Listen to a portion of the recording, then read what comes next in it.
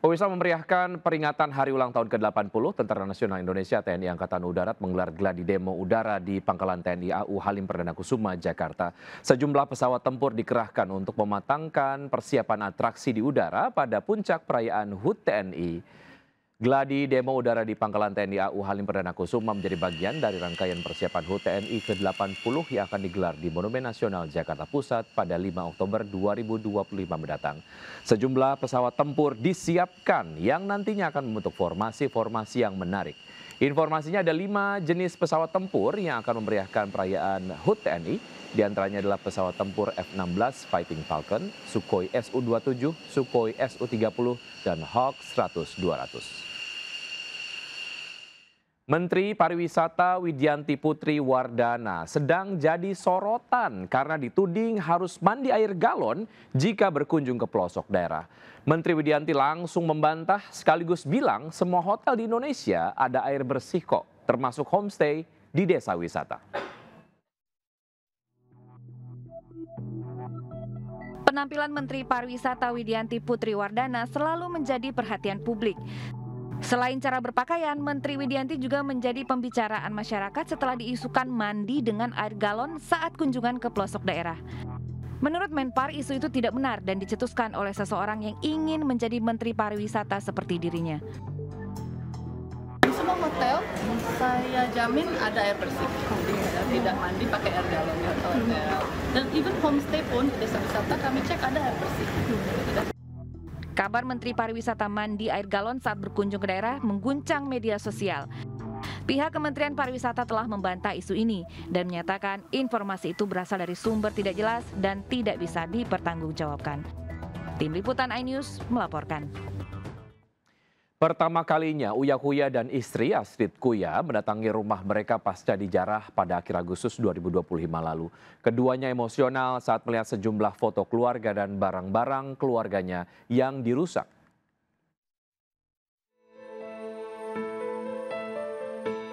Uya Kuya dan istrinya Astrid Kuya akhirnya kembali menginjakan kaki di kediamannya di kawasan Duren Sawit, Jakarta Timur. Saat pertama kali masuk, Uya dan Astrid dihadapkan pada pemandangan kondisi rumah yang porak-poranda, penuh coretan dan berantakan. Seluruh ruang yang biasanya menjadi pusat aktivitas keluarga kini kosong tanpa perabotan. Dengan rasa pilu, Uya mengungkap rumah mereka dibangun sejak tahun 2014 ketika anak-anak mereka masih kecil. Uya merasa sedih dan kecewa lantaran barang yang hilang bukan hanya miliknya. Selain itu, banyak coretan yang memaki dan menghina keluarganya. Tenang, silakan maki-maki saya.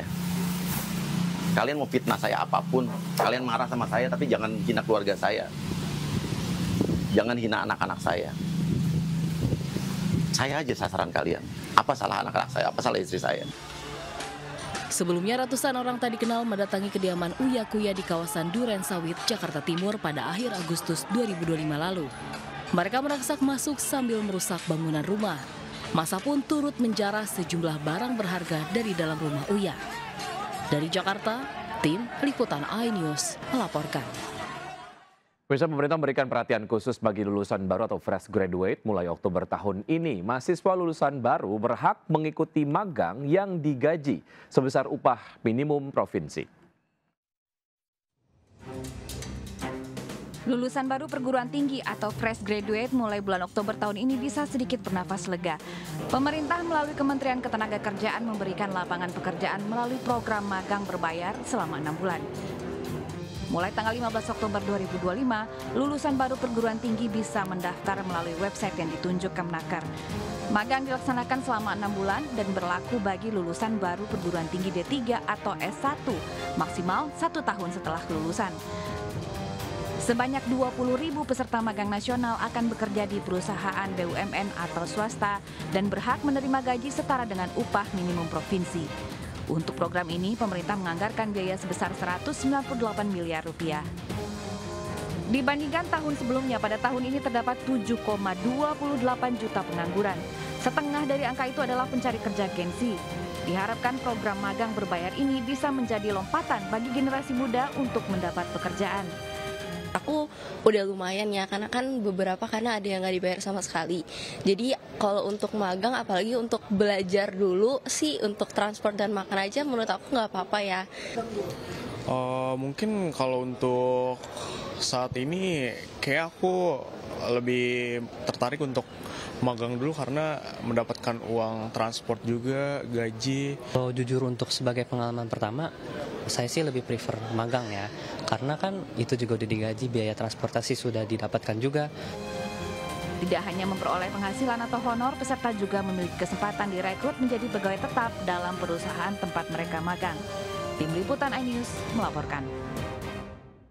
Jakarta menjadi kota ketiga tertinggi penyalahgunaan narkoba. Dalam 3 bulan terakhir, Polda Metro Jaya mengungkap lebih dari 1 ton barang bukti narkoba dengan 2.000 lebih tersangka.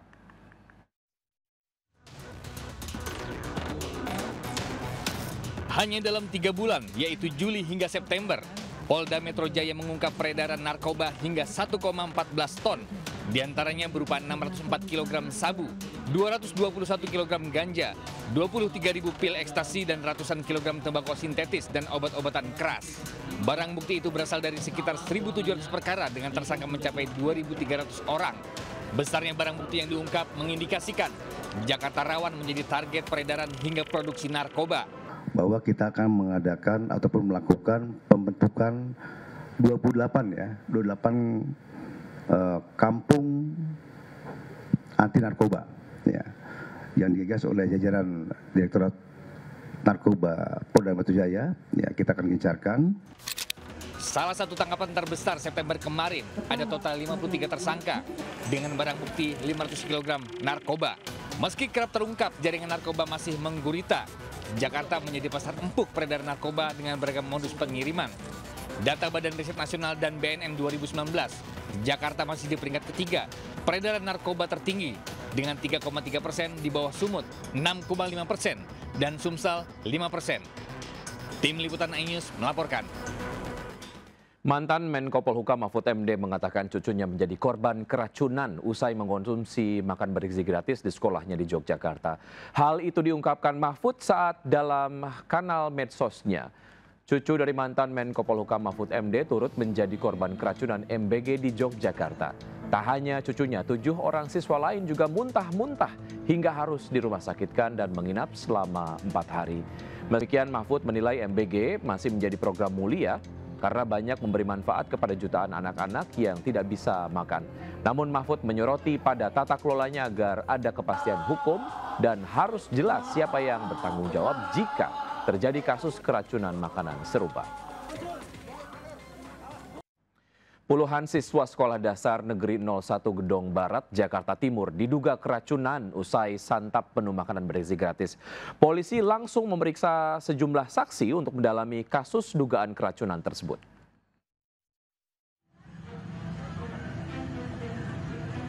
Sekitar 21 siswa mengalami kejadian lemas, mual hingga muntah Selasa pagi usai menyantap menu makan bergizi gratis. 5 siswa diantaranya langsung dilarikan ke Rumah Sakit Umum Daerah Pasar Rebo. Sementara itu, usai diminta keterangan oleh kepolisian, Kepala Sekolah SD 01 Gedong menegaskan pihaknya masih menunggu hasil uji lab Dinas Kesehatan terkait adanya indikasi keracunan hidangan MBG. Ia juga membenarkan adanya bau tak sedap dan tekstur berlendir pada mie goreng dalam menu MBG yang dihidangkan. Guna penyelidikan lebih lanjut kasus keracunan MBG ini, polisi memeriksa 5 saksi yaitu koki dan pengantar makanan MBG, Satuan Pelayanan Pemenuhan Gizi, Badan Gizi Nasional, dan Yayasan Amina Mulia Indonesia. Saat ini para siswa yang dirawat di RSUD Pasar Rebo telah kembali ke rumah masing-masing. Untuk sementara waktu, di SDN Gedong 101 tidak menyediakan makan bergizi gratis hingga hasil laboratorium keluar. Dari Jakarta, Rizky Falupi, iNews melaporkan.